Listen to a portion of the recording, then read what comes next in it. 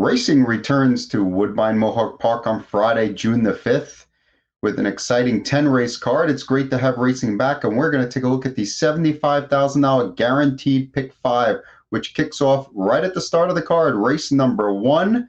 Our ticket's a little bit under $10, so pretty cheap for a 20-cent play. We're going three deep in the opening leg, and the first horse we're going to look at is number 3, So Delightful, and we have some video actually of that horse racing because it was coming off a qualifier, and she was really good in that qualifier. You know, she was right on the lead. You'll see her on the lead here, and she just doesn't let anyone even come close to her. I mean, I definitely see a horse here for trainer Robert McIntosh that improved over the winter, got a little better, and looks like a force to be reckoned with in this field. Is she, a complete, lock in this field? Absolutely not, because there's some other interesting horses in here, but she's certainly the one to beat and one that'll probably be the favorite here. Another horse on my tickets, the 6, Saskatoon. It's a 4-year-old mare. Was just okay in the series over at Yonkers Raceway back in March for new trainer Carmen Osiello. This 4-year-old mare might still be improving. I mean, she's young enough to still show some more. The 10 Cat also on my ticket. I'm a little concerned about the 1 for 10, but has never missed the board. 10 for 10 in the money. Maybe over the winter time, going from a 2 to a 3-year-old has improved some here. The qualifier was pretty good, was wide into the first turn, took a tuck, angled in the stretch, and finished up willingly with no shot. I could see her playing a role in here, so we're going 3, 6, and 10 in the first and opening leg. Race number 2. This race is a non-one is a 10,000, but it's a pretty cheap non-one is a 10,000. To me, it looks more like a non-one is a 7,000. I went too deep in this field with Cousin Mary. This is just a class horse. If you look deep into her past performance lines, maybe about 8 starts back, she was in the preferred here. She made 400 and something thousand in her lifetime. 43 starts in 2019, 9 more starts in 2020. She finally got a little bit of a rest due to COVID-19, and I think that might even help her out. This 7-year-old, she might come back even sharper than she was before. And she went out with 2 wins, granted, in a different circuit in Western Fair. The 7, Circle the Page. If you look back into this one's past performance lines, I know recent ones show the Meadows, but this horse has been at Woodbine before, 1 in 150 and change here, has a good record in this class, and I really see this one showing up with a pretty nice mile on the return here. It's a little bit of unknown, hasn't raced since February, but I'm sure that the trainer has this one sharp and ready to go. So we're going too deep in race number 2 with numbers 2 and 7. Over to race number 3. Here's a talented field. This is a pretty nice group. I ended up just going too deep, and one of the ones goes back to that video I showed in race number 1. We're going to show it again because there's 2 horses coming out of that race. They look interesting. This one's All Day Sunshine, number 2. Right now, currently last. It's horse number 7 in the race, and still last in the field. So you're not thinking this horse is going to have any shot to do anything, but she's going to charge home in 25 and 4. Just, finish really strongly. That showed me a lot. Won 2 races last year as a 2-year-old. This one looks like she's ready to come out rolling as a 3-year-old. She seems to have plenty of talent here.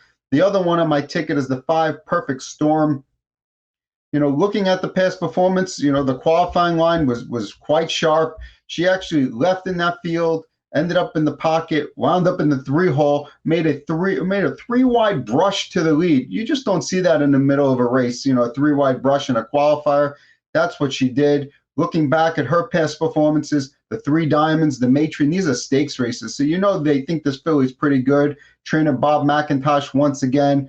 I think this horse is going to be one to be reckoned with. So we went with 2 and 5 in race number 3. Over to race number 4. This is the race where I went deepest. I'm spending the most money in this leg. Number 2, Sombre, is one of my horses in here. This was driver Jonathan Drury's choice in the field. Last time in this class, which was way back in March when they were still racing, he put up a win. So I don't see any reason why he won't be good again in the same class. The 4, Northern Cavalier. This horse came home in 27 and change the last time he qualified, which was back in March. Was the first start for the barn coming right now. There seems to be a little bit of a talent here. Drury chose off to number 2, but I wouldn't be shocked if this one shows up with a decent effort, assuming he minds his manners because he has a little bit of a braking problem. The 6, Hp Brooksillis. This one has a little bit of speed. If you look back, 3 starts back, left from the outside post, shows some races from the inside post where he pushed away pretty nicely. I think this is a horse that could potentially, dart off the gate, get to the front, and steal this race. I mean, I don't know if they're going to let him go, but it's still, it's a possibility for this 4-year-old. The 7, Cool Diva.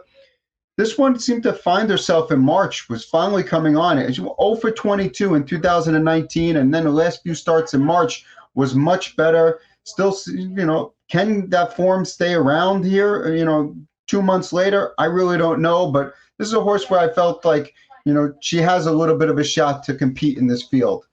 Moving on to race number 5 to cap it off, and I went with just a single in this race. It was really a kind of thing where you either went a single or you went all, and I really feel like Smiling Dialing just looks like, a horse that you had a single, just undefeated, 3 for 3, all 3 starts last year. This 3-year-old looks to have plenty of talent, thinking out loud daughter, and 26-2 in that qualifier last time, back in March, granted, so you don't know exactly what they're going to do now.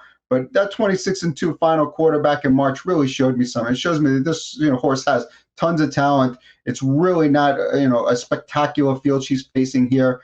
I really expect her to do very well in this spot.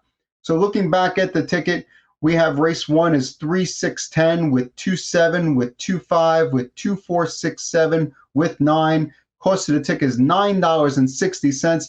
This is a $75,000 guaranteed pool, and I'm sure it's going to be much more than that. There's been a lot more money been played into these harness racing since we've come back from COVID-19. You have tracks that are doing, consistently over $1 million that never came close to that number before. I expect Mohawk to put up a huge number on Friday and Saturday night, and on Saturday night they have the big carryover in the Super High 5. You can get some PPs from DRF. We have free DRF harness IPPs. We also have live video of the entire Friday night card, so check it out on Harness Live. Good luck.